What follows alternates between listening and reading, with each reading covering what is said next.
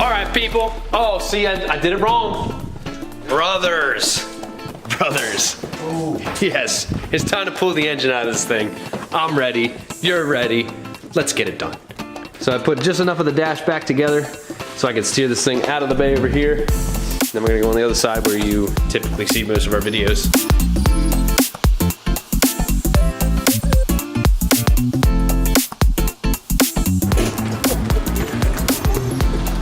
There we go, safe and sound in the bay. Next to the RSX. They look cute together. All right. So the way we're gonna do this is we're gonna drop the subframe out with the transmission and the engine on it, and then remove it from the subframe, because I know I really wanna do some of the transmission, but I can't really afford it, because I know that once you start putting power, as you Cobalt guys know, you'll blow the transmissions up. It's pretty easy and quick. So I don't know, I'll at least have it out of the car and see what I can do. If you guys have any good ideas, let me know as far as things I can do that are cheap to reinforce this thing. Because I really don't want to buy one of those, transmissions for like $5 that, you know, really should be in this car, but you know, we're doing what we can here. The way we're gonna do it is we're gonna take the struts off, box off. If you guys haven't done this before, it's not too difficult, except for when I'm trying to do it.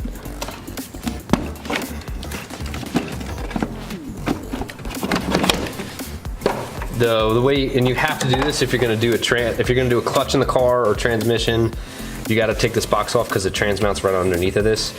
All these bolts here actually release it, and it's holding in all these plugs that are actually plugging into the bottom of this for all the fuses. It's a little challenging to get it out, but just unplug this, and then you kind of got to really wiggle it to get this top part off with the bolts because everything's still plugged into it. So, yeah, and obviously take off the positive terminal there.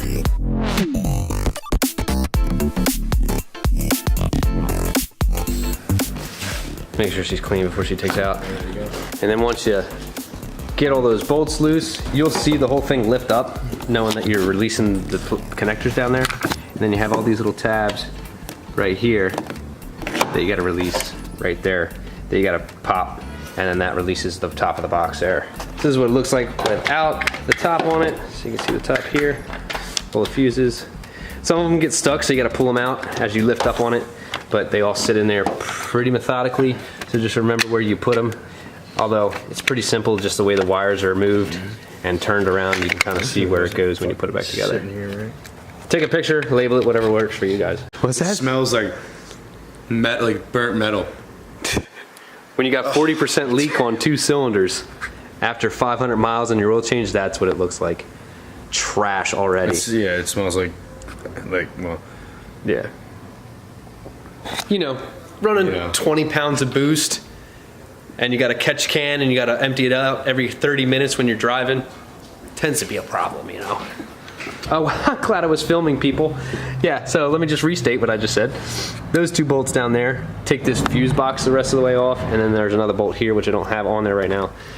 And just make sure all these are clear and the rest of this box will come out. And then the trans mount's right there, right under that. And there's this. Wow, I really need to get my language right. You're awkward. There it is, fellas. There's a trans mount with a couple, with the ladies that don't watch her. Oh, but they will after this monkey act. Oh, I thought you were gonna start twerking for us. Dude. Next on the list is the radiator and the heat exchanger and the condenser for the AC. We can't take it out of the top like you're supposed to do on these cars just because of the inner chiller box. So what we do is we take these feet off the bottom. So those feet here, there's 3 screws on each side. Just take them off and then everything will drop at the bottom. We just gotta get all the hoses off and whatnot just to make sure everything can come down.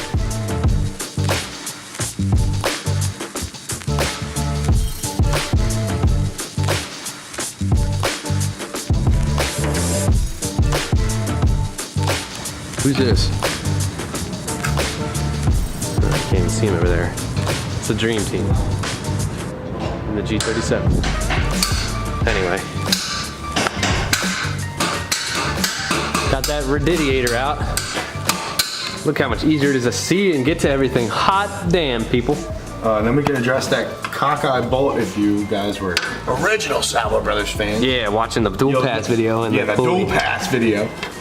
So, yeah, that cockeyed bolt we were talking about, we definitely gotta fix that shit. yeah. Yeah, if you guys watched the inner trailer video, where I had to stretch I had to ratchet the frame back together so I could get this on. Watch it. Not even close, bud. Stay tuned, Tom Salvo coming season 2. Dude, I can't wait. Tom Salvo. Well, he will be. My brother, he does painting. When we get this thing going with the paint, you'll be seeing him. We're gonna do some master work around here. See, my joke's becoming reality before your eyes. Dude, what color you guys want to see this? Because I'm going with a matte color still. I'm just not really set on which color I want, so I need some help. Let me know. So vote in the comments, blue or definitely not red. Yeah, no more red people. Come on, bro. Come on, bro. Take it. Alright. I thought it was fine until the actual subject. Wow, dude. That's what we call a speed hole. So in order to successfully drop the subframe, we had to detach the brake hose and the speed sensor from the far side. You see the little plug there? And so now it's detached from the frame. We can drop it all down. Everything will be cool. And Say it cut again. To what you just said. So what I just said was I released all the subframe bolts. They're no longer being held. And so the subframe is being supported by the upper mounts, the trans mount, and the motor mount. So what we're gonna do is pull these bolts completely out, block this, because when we pull the struts out, the struts wanna fall out or in. And if we let them do that, they're gonna ruin these ball joints, ruin the axle. We don't want that, man. I mean, I want some real heavy duty axles, but I can't afford that right now, so we're gonna keep what we got here. You know what I mean? So, what we're gonna do, block it up, and then when we pull the struts down, make sure that they're tied in so that they don't fall out. You'll see what happens. Whole subframe is loose, people. So now the only thing holding it up is, like I said, the top mounts and the struts. So now what we're gonna do is drop it down, block it, which we need to figure out how we're gonna block it. Cut to the blocking!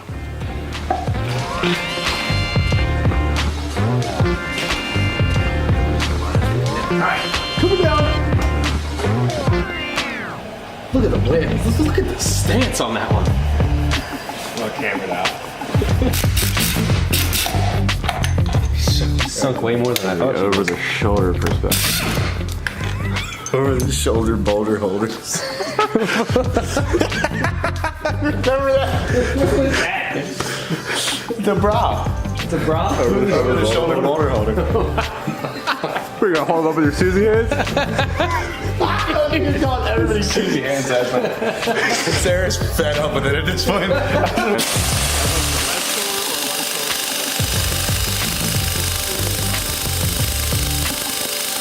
It's not working, people. Desperate times call for desperate measures. The big gun. Need the adapter. Which we need to adapt down again. And adapt down again into 3/8 drive from an inch.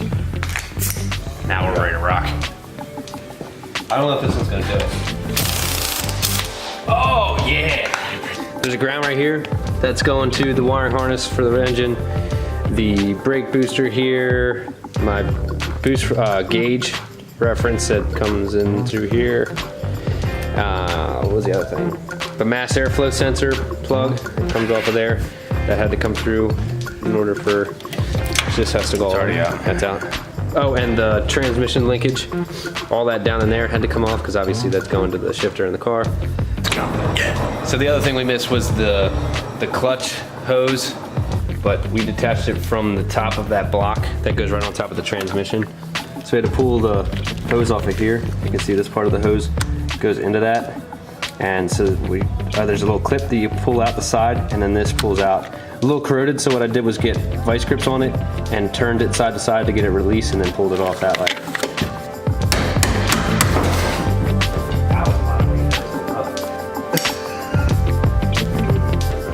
Jesus Christ.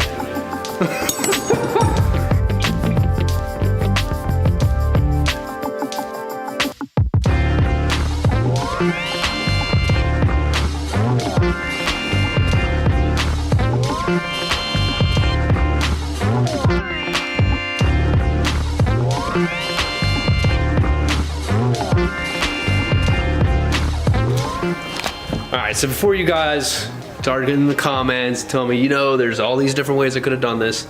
I know there's other ways that could have been done as far as doing it, pulling the engine out of the top or pulling the trans first and then pulling the engine out, but this is just the way that we decided to do it. Now, we're gonna just cut this at this point. We're gonna do the rest of it on another video. All in all, it's pretty relatively easy. Just, you know, takes time to get it done. All right, brothers, thanks for watching today. Just comment, subscribe, let me know what you guys think.